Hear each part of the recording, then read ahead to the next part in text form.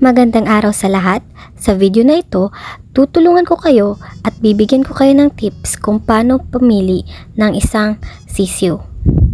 Sa video na ito, tutulungan ko rin kayo kung paano mag-alaga at pagpapalaki ng isang sisiw sa loob ng 45 days.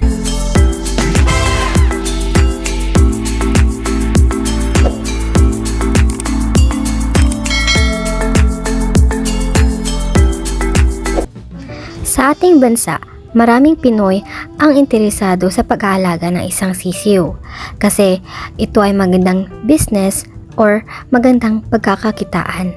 Pwede mo rin itong alagaan sa likod ng iyong bahay or sa backyard niyo o sa mga lugar na sa paningin niyo ay magandang exposure sa pag-aalaga ng isang sisiw. So, saan ba tayo makakakuha ng isang sisiw?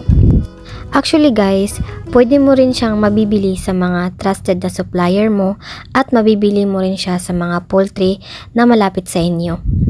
So, sa bisa na obserbahan ko, ang presyo ngayon ng sisiw is 37 each or minsan, depende sa kung saan ka bibili, naging 55 din. Pero wag nating maliitin yung mga sisiw na nasa presyong 37 kasi nasa wastong pagpipili natin yan.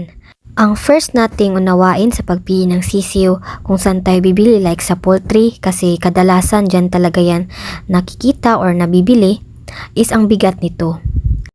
Kasi kapag mabigat ang sisiw, may posibilidad ito kapag ilang days mo na itong inalagaan, lalaki din ang kilo nito. Kapag malaki ang kilo ng sisiw, malaki rin ang kita, syempre. Kaya naman, sa pagpili ng sisiw, unang-una nating unawaan ang bigat nito. Ang pangalawa nating unawaan is kung gaano kumilos or kakulit ang sisiw natin. So, pag pumunta ka na sa poultry at marami kang sisiw na nakita, syempre, na kanilang binibenta, piliin natin yung mga mabigat, mataas, at saka yung mga sisiw na always na kumikilos. Kasi kadalasan ng mga sisiw na mga makukulit, sila yung active na kumakain. Kasi kadalasan kapag pinipili mo yung mga sisiw na hindi halos umiingay, sila yung mga sisiw na weak at saka sisiw na kadalasang nahahantungan palagi ng sakit. Kaya kapag pipili ka ng sisiw, dapat mabigat, mataas, at saka palaging makulit or kumikilos. Uunawain din natin sa pagpili ng sisiw yung mga sisiw na fully covered sa kanilang balhibo. Yung sisiw na hanggang sa puwet nila, hanggang sa kanilang puwet or sa pusod is fully covered siya ng kanilang feathers or balahibo. Kasi kapag fully covered doon, ibig sabihin is hindi mahina yung sisiw.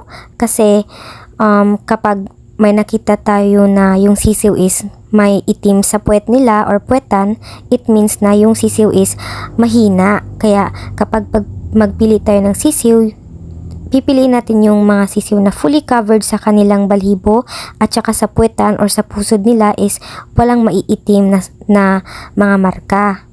Kapag may nakita kayo sa sisiw na may mga marka na maiitim, wag nating piliin yun kasi kadalasan ng mga sisiw na yun is palaging na nangihina at saka palaging nagkakasakit. Kaya mas mabuting unawain natin yung body parts ng ating mga sisiw. Isa rin sa uunawain natin is yung paa ng mga sisiw. Make sure na makinis ang mga paa nito.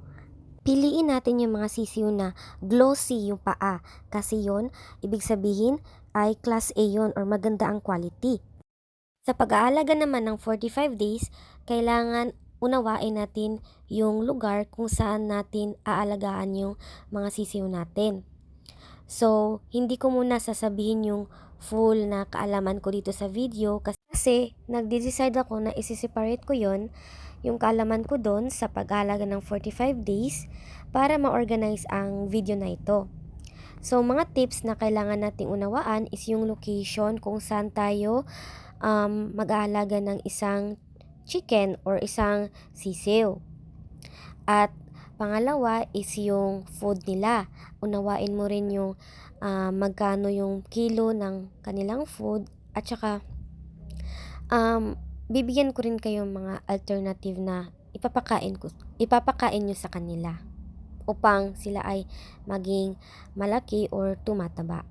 At sa next video, tatalakayin din natin yung mga equipment na kailangan mo upang makatayo ng isang kulungan ng sisiw or mga alternatibo na dapat nating gawin para maka-less sa expenses natin. So that's it for today's video. See you in my next video, guys. Thank you for watching.